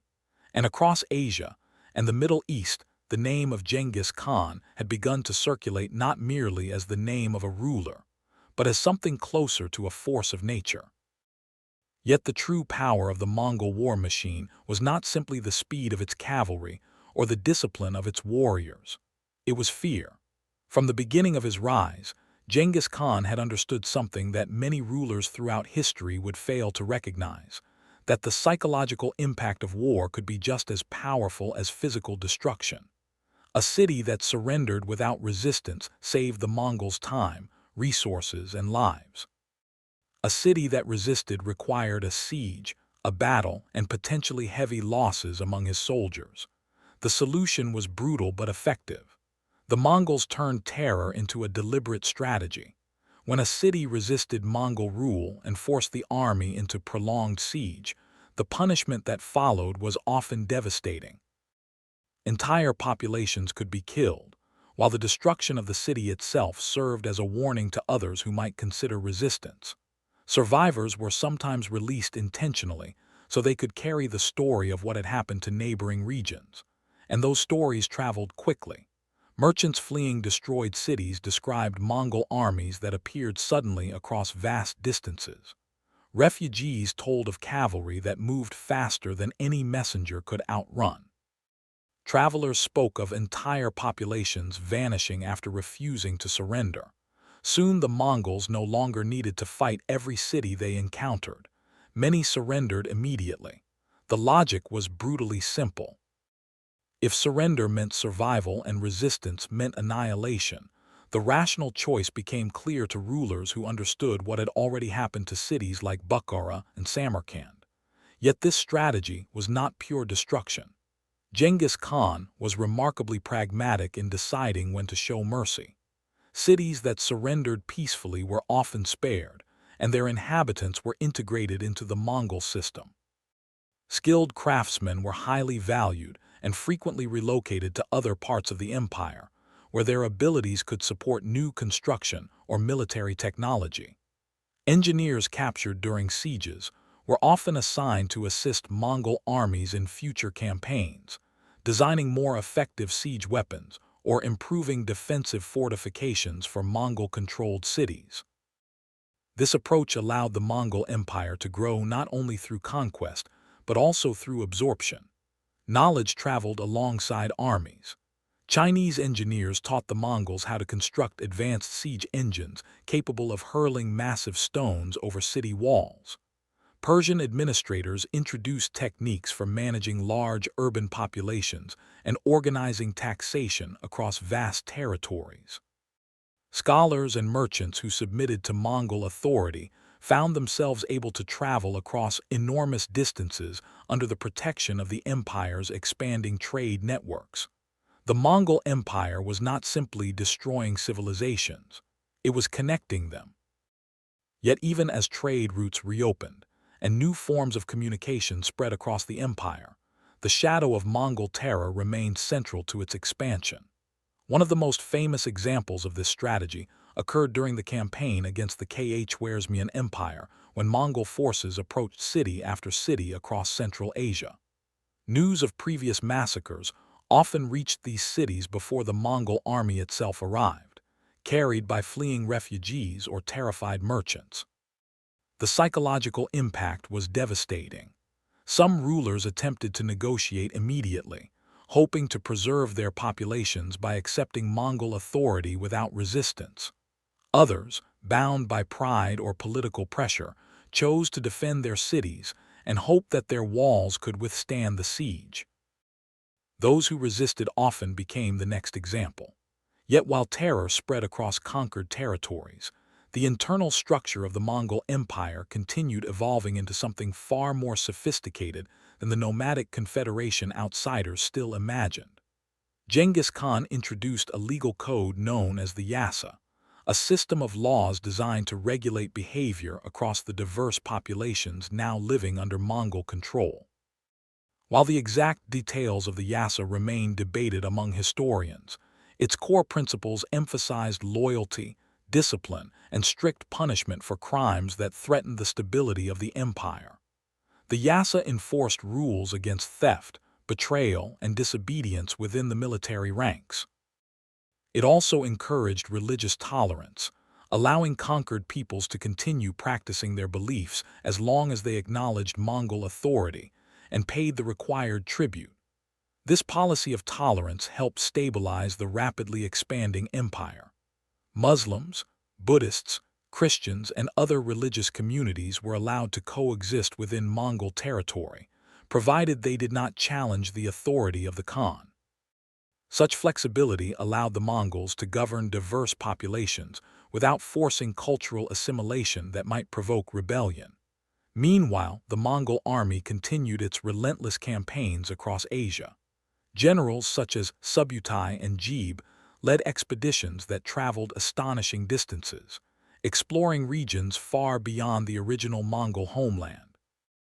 One such campaign pushed westward through the Caucasus Mountains and into the territories of Eastern Europe, where Mongol forces defeated armies from Georgia, Russia, and several other kingdoms who had underestimated the speed and coordination of the steppe cavalry.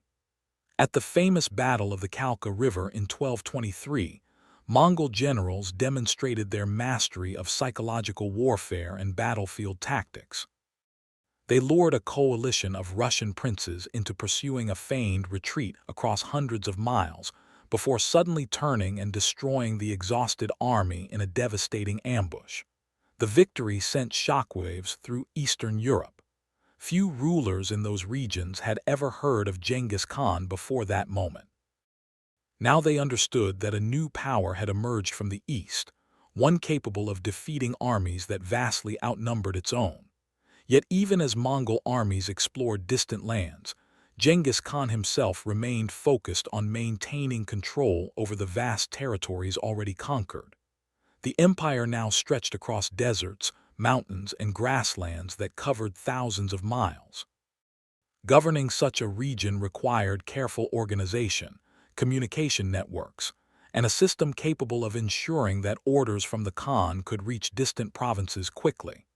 To solve this challenge, the Mongols developed a relay system known as the Yam, a network of stations where messengers could change horses and continue traveling at remarkable speed.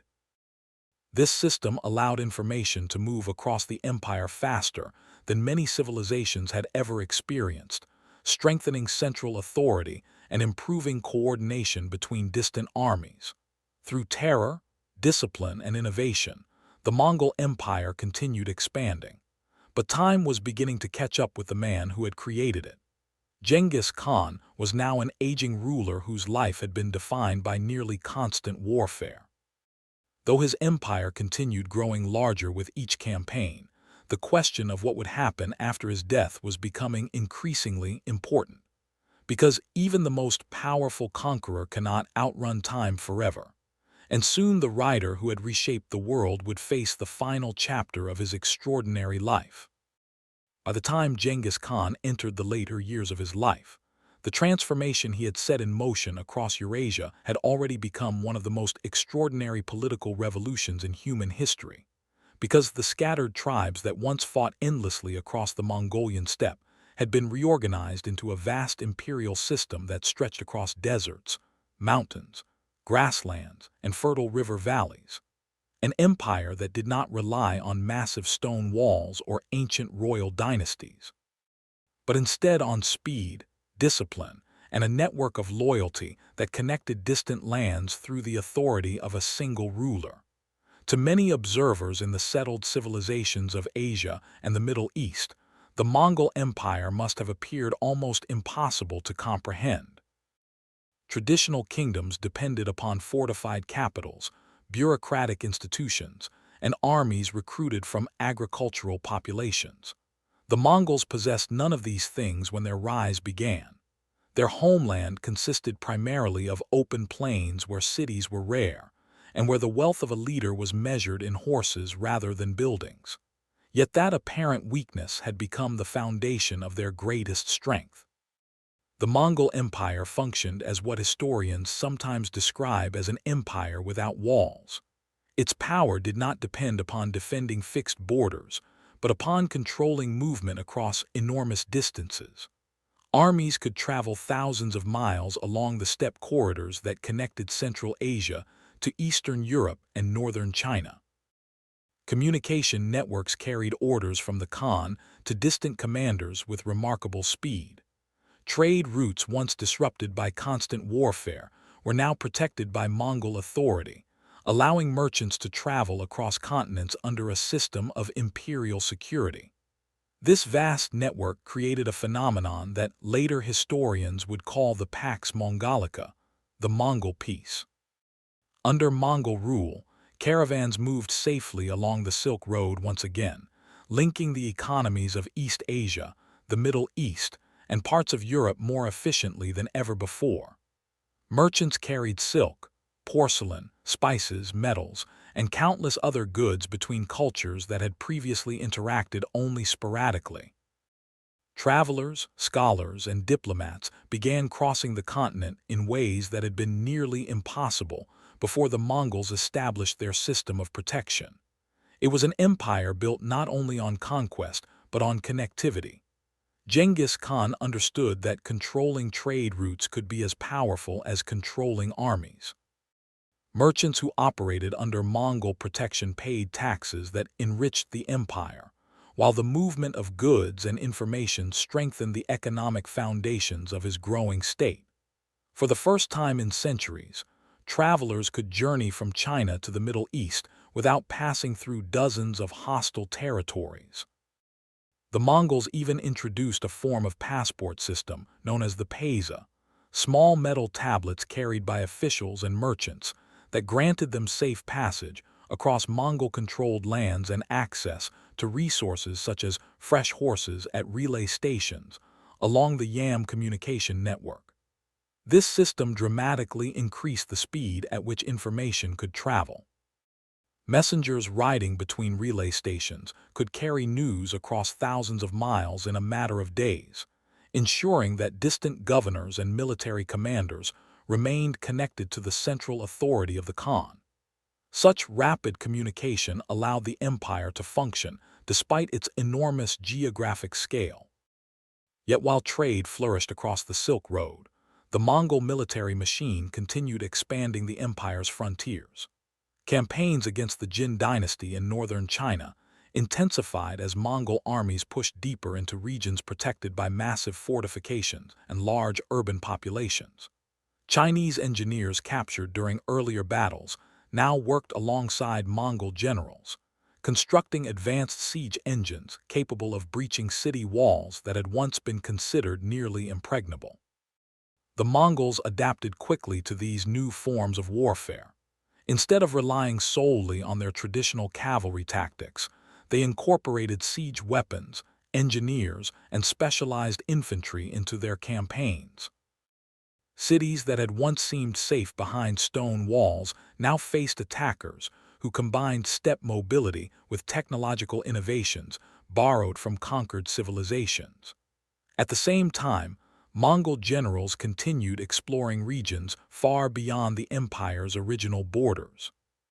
Subutai, one of Genghis Khan's most brilliant commanders, led expeditions that traveled across the Caucasus Mountains and into Eastern Europe, defeating armies from Russia, Georgia, and several other kingdoms that had underestimated the speed and discipline of Mongol cavalry.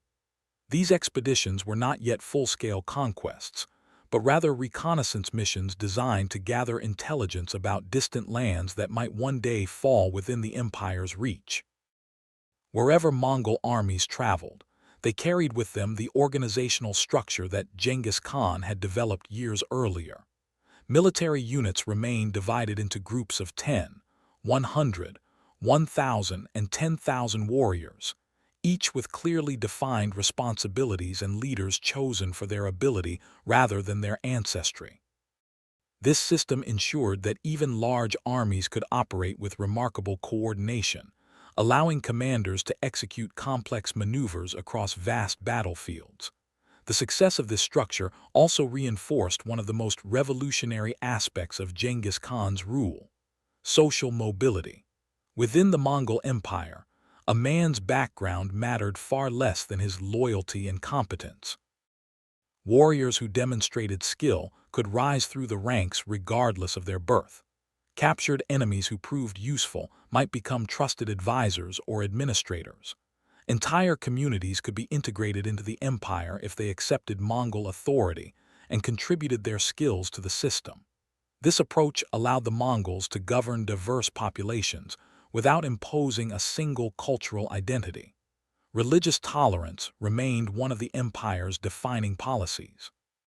Muslims, Buddhists, Christians, and followers of other faiths were generally allowed to practice their beliefs freely as long as they remained loyal to Mongol rule and paid the required taxes.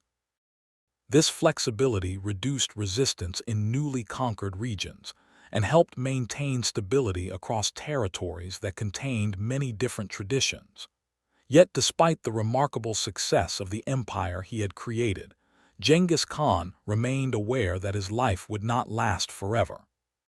He had spent decades riding across battlefields, directing campaigns that reshaped the political map of Eurasia, and organizing a system of governance capable of controlling territories larger than any empire the world had seen before.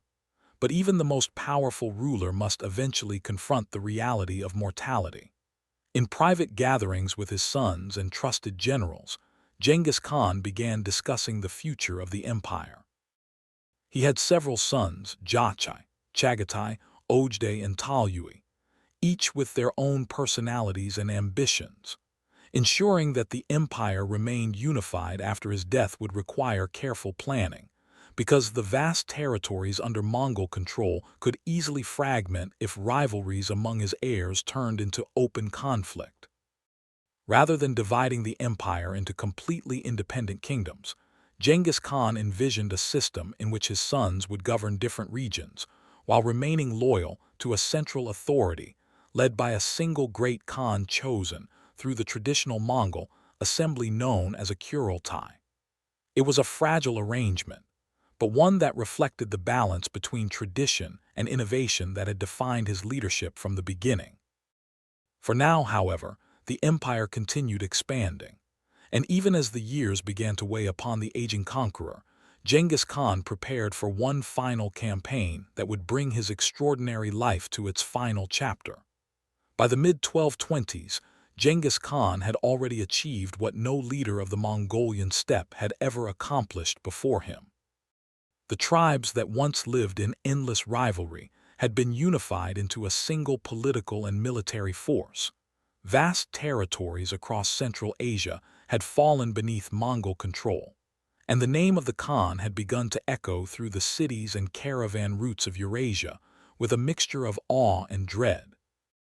Yet even as the empire he created reached across continents, the aging conqueror remained restless, because the steppe had shaped him into a man who rarely considered conquest complete, while enemies still existed beyond the horizon.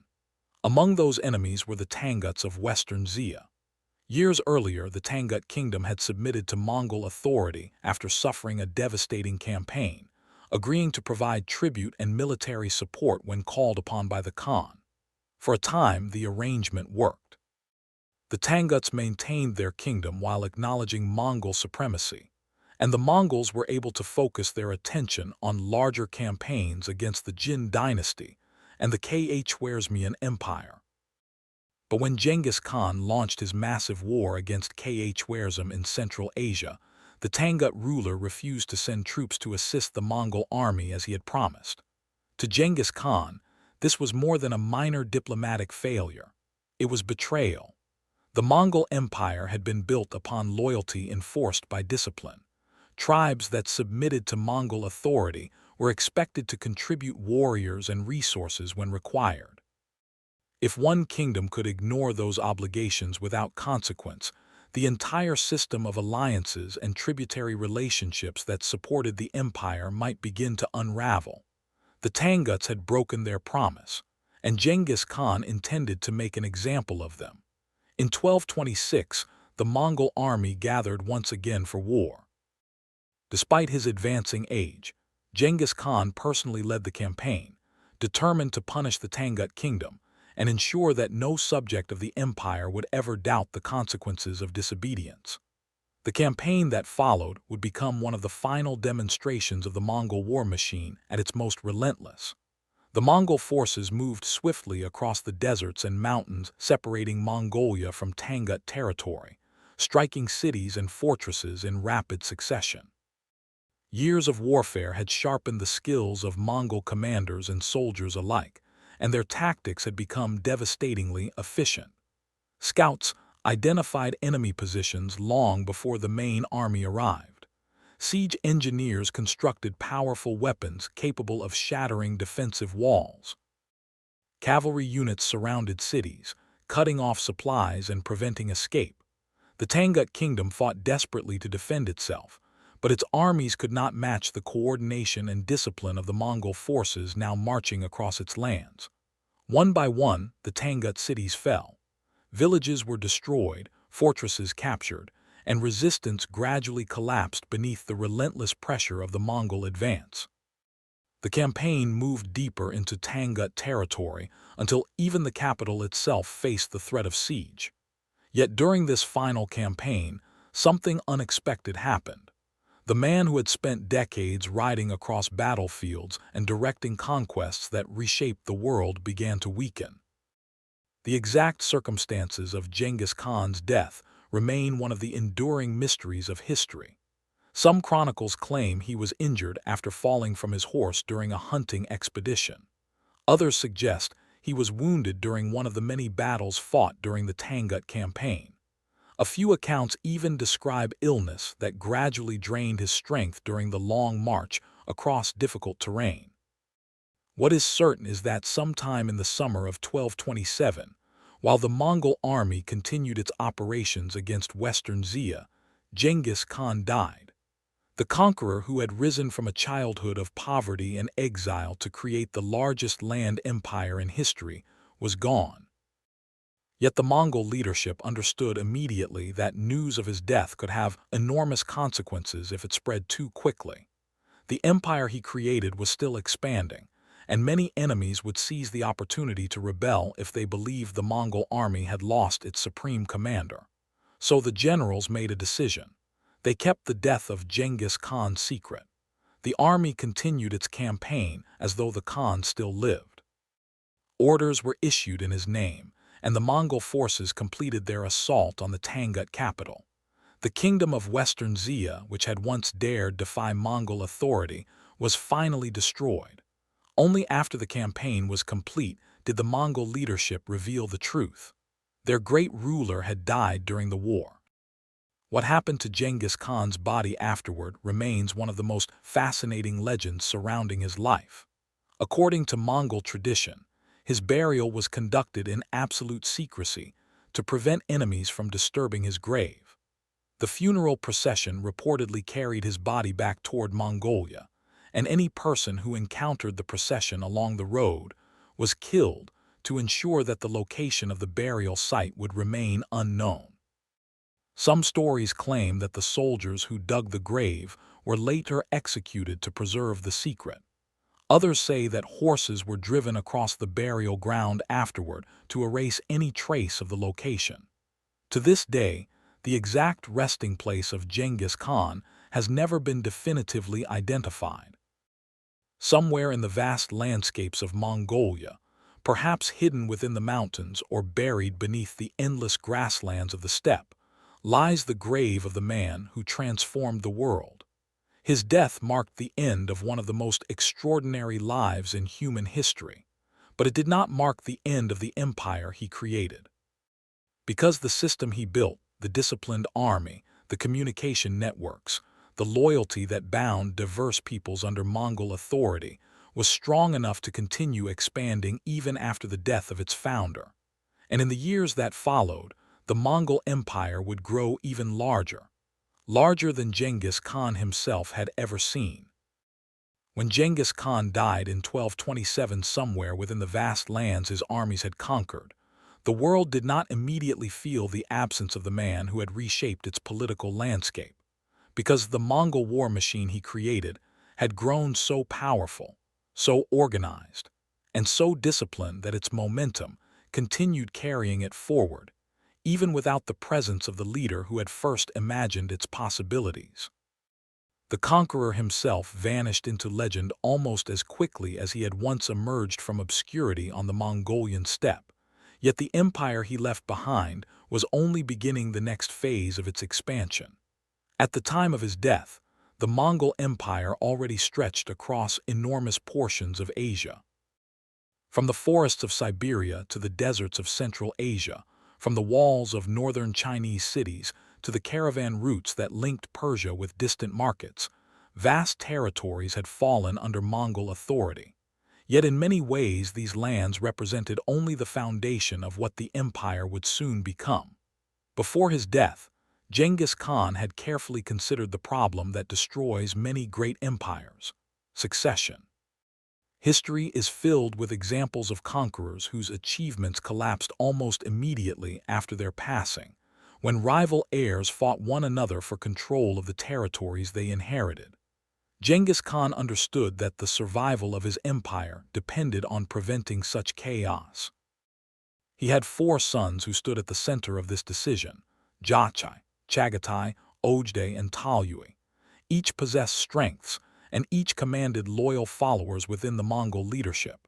Yet their personalities and ambitions differed in ways that could easily have triggered rivalry if the succession had been handled poorly. Genghis Khan therefore made a crucial decision while he was still alive. He chose Ojdai to become the next great Khan.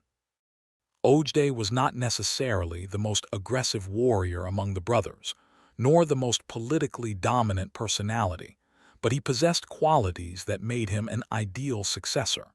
He was respected by the other Mongol leaders, known for his ability to balance competing interests, and capable of maintaining the unity that held the empire together. After Genghis Khan's death, the Mongol nobles gathered once again in a great Kurultai to confirm the succession. There, following the traditions of the steppe, Ojdai was formally proclaimed the new great Khan of the Mongol Empire. The empire did not fracture. Instead, it expanded. Under Ojdai's leadership, the Mongol armies continued the campaigns that Genghis Khan had begun during his lifetime. The war against the Jin dynasty in northern China intensified, eventually leading to the collapse of that powerful kingdom.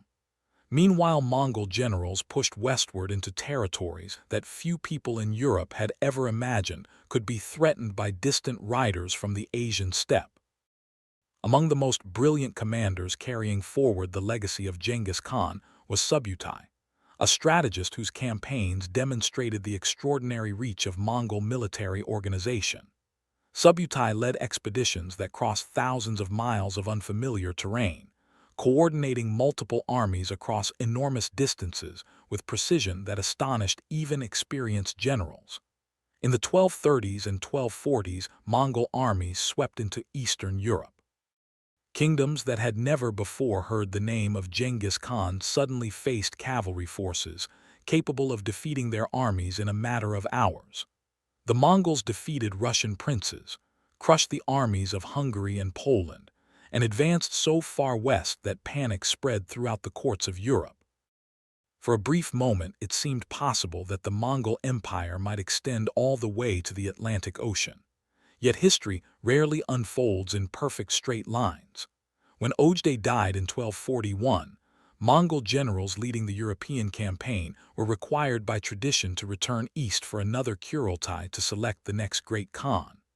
Their withdrawal allowed Europe a narrow escape from what might otherwise have become a full-scale Mongol conquest. Even so, the empire continued growing across Asia and the Middle East. Mongol rulers established powerful khanates in Persia, Central Asia, and China. The descendants of Genghis Khan governed vast territories through a network of administrators, military leaders, and trade officials who maintained the communication systems and laws originally established during the founder's lifetime. The empire also transformed global connections. Under Mongol rule, the Silk Road reached a level of security and activity rarely seen before. Merchants traveled safely across territories that had once been divided by warfare. Scholars exchanged ideas across continents. Technologies and cultural practices moved between civilizations that had previously remained isolated from one another. One of the most famous travelers to benefit from this network was the Venetian merchant Marco Polo, whose journey to the court of Kublai Khan, a grandson of Genghis Khan, would later introduce Europeans to descriptions of the vast Mongol world that had emerged across Asia. Yet the Mongol Empire was not defined solely by trade and communication. Its expansion also carried immense destruction. Cities that resisted Mongol conquest often suffered catastrophic consequences, and entire regions experienced demographic collapse as wars swept across them. The scale of Mongol campaigns left deep scars across Eurasia, reshaping populations and political systems in ways that would echo for centuries. Even so, the empire created by Genghis Khan achieved something remarkable. It connected distant civilizations. Ideas, inventions, and knowledge traveled along the trade routes protected by Mongol authority. Gunpowder technologies spread westward from China. Papermaking techniques expanded into new regions. Diplomatic contacts between Europe and Asia increased dramatically as ambassadors crossed territories once considered unreachable. The world was becoming more interconnected than ever before. And at the center of that transformation stood the legacy of the man who had once been a hungry boy abandoned beside the Anan River. Temujin, the child who survived exile, the warrior who united the tribes, the ruler proclaimed as Genghis Khan. His life had begun in hardship beneath the endless blue sky of the Mongolian steppe. From that beginning, he had forged a movement powerful enough to reshape the entire continent of Eurasia. Though he died without seeing the full extent of what his empire would become, the system he created allowed his successors to continue expanding his vision long after his passing. Even today, centuries later, the name Genghis Khan still carries enormous weight in global history. To some, he represents ruthless conquest and destruction on a scale rarely matched by any other ruler. To others, he symbolizes the unification of the Mongol people and the creation of one of the most sophisticated military and administrative systems the medieval world had ever known. Both interpretations contain elements of truth, because Genghis Khan was neither purely hero nor purely villain. He was something far more complicated, a man shaped by hunger, betrayal, ambition, and extraordinary determination. A leader who transformed the scattered tribes of the steppe into an empire that altered the course of world history. And though the winds of the Mongolian steppe long ago erased the tracks of the horses that once carried his armies across the grasslands, the story of the boy who became the ruler of the largest land empire in history continues to echo beneath the eternal blue sky.